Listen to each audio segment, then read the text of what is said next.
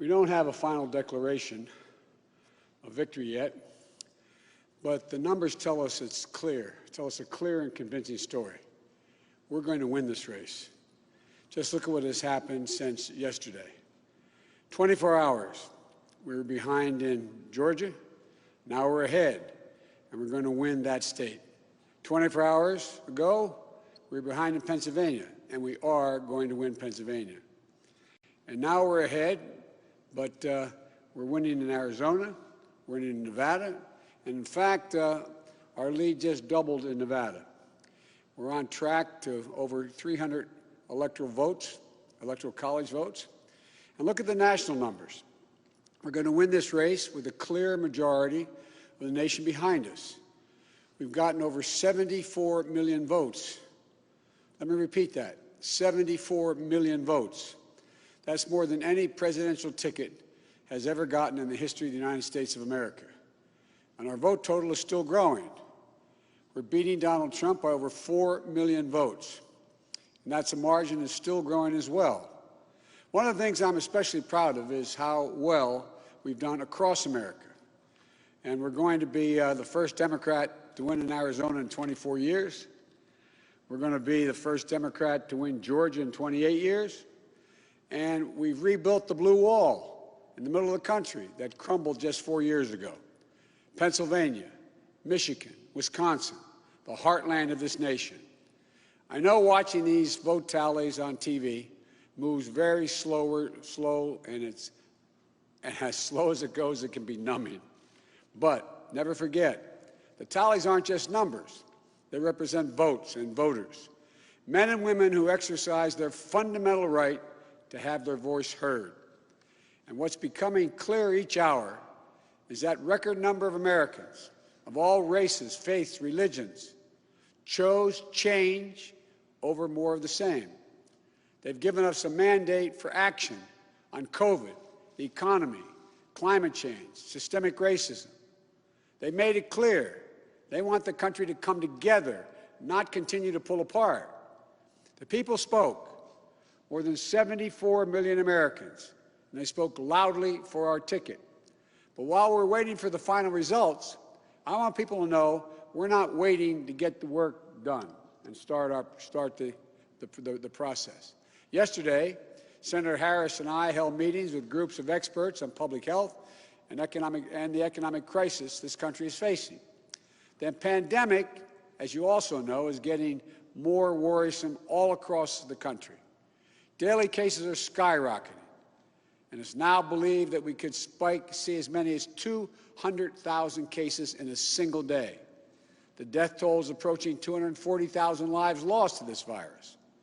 That's 240,000 empty chairs, kitchen tables, and dining room tables all across America.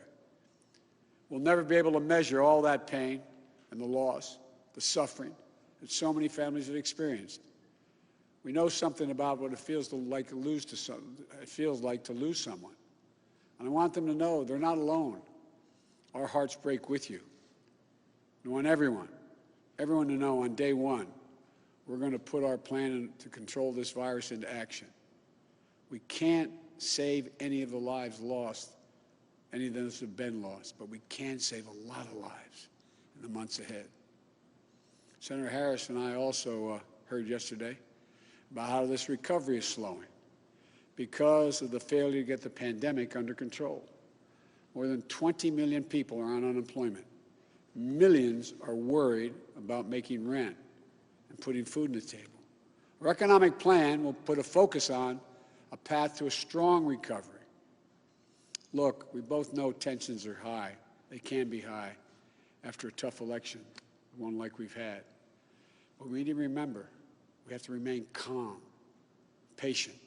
Let the process work out as we count all the votes.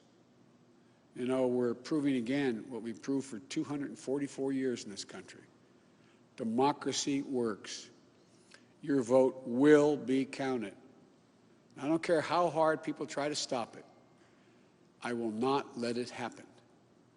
The people will be heard. Our journey is toward a more perfect union, and it keeps moving on. In America, We hold strong views. We have strong disagreements, and that's okay.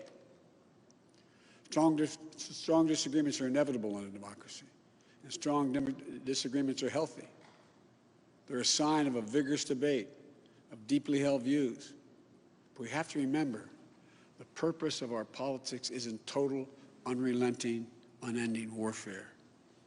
No, the purpose of our politics, the work of the nation, isn't to fan the flames of conflict, but to solve problems, to guarantee justice, to give everybody a fair shot, and to improve the lives of our people.